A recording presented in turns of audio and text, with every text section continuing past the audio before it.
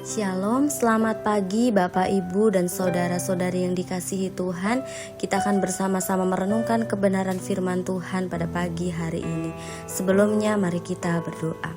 Tuhan Yesus yang baik, kami sungguh bersyukur untuk pagi yang indah ini. Kami dapat bangun dengan tubuh yang sehat, dengan tubuh yang kuat. Terima kasih untuk anugerah nafas kehidupan yang masih Tuhan anugerahkan bagi kami. Pagi hari ini kami rindu untuk merenungkan kebenaran firman Tuhan. Urapi kami dengan hikmat-Mu, agar kami boleh mengerti, memahami setiap isi firman-Mu, untuk kami boleh lakukan dalam kehidupan kami hari lepas hari. Di dalam nama Tuhan Yesus Kristus kami siap membaca dan merenungkan kebenaran firman-Mu di pagi hari ini. Dalam nama Tuhan Yesus, amin.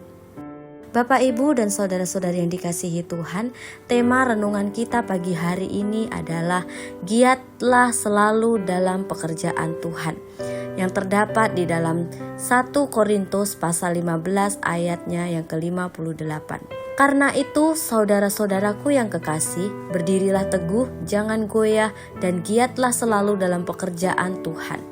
Sebab kamu tahu bahwa dalam persekutuan dengan Tuhan jerih payahmu tidak sia-sia. Nasihat Paulus kepada jemaat di Korintus yang tertulis pada 1 Korintus 15 ayat 58 ini ada pada satu bagian surat yang diberi judul oleh Lembaga Alkitab Indonesia, Kebangkitan Tubuh. Perikop ini diawali dengan suatu pertanyaan. Bagaimanakah orang mati dibangkitkan? Dan dengan tubuh apakah mereka akan datang kembali? Keseluruhan dari perikop ini bicara tentang kebangkitan tubuh setelah kematian dan diakhiri dengan nasihat. Karena itu, saudara-saudaraku yang kekasih, berdirilah teguh, jangan goyah, dan giatlah selalu dalam pekerjaan Tuhan. Sebab kamu tahu bahwa dalam persekutuan dengan Tuhan jerih payahmu tidak sia-sia. Bapak, Ibu, dan saudara yang dikasihi Tuhan, saat itu dan mungkin sampai saat ini juga banyak orang yang tidak memahami, bahkan bingung dengan kebangkitan tubuh setelah kematian. Rasanya otak kita tak sanggup memahaminya. Memang jika hanya mengandalkan kemampuan berpikir atau kecerdasan intelektual, kita tidak akan mungkin dapat memahami rancangan, karya, dan cara kerja Tuhan. Setiap kita butuh Roh Kudus untuk memberikan pemahaman kepada kita. Walaupun demikian, ada yang menarik dari perikop ini. Nah, Bapak, Ibu, Saudara yang dikasihi Tuhan, perikop ini ditutup dengan nasihat agar jemaat di Korintus dan kita juga pastinya tetap berdiri teguh, tidak goyah, dan selalu giat dalam pekerjaan Tuhan.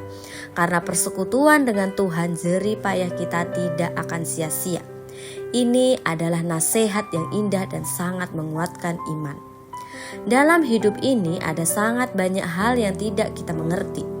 Ketidakpahaman kita bukan cuma soal kebangkitan tubuh setelah kematian saja. Tetapi seringkali kita tidak paham mengapa sesuatu Allah izinkan terjadi dalam kehidupan kita.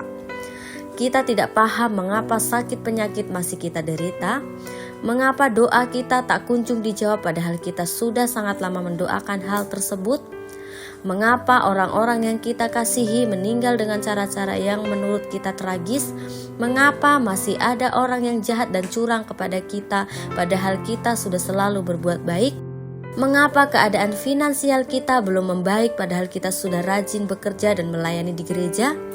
Ada banyak sekali pertanyaan mengapa di kepala kita.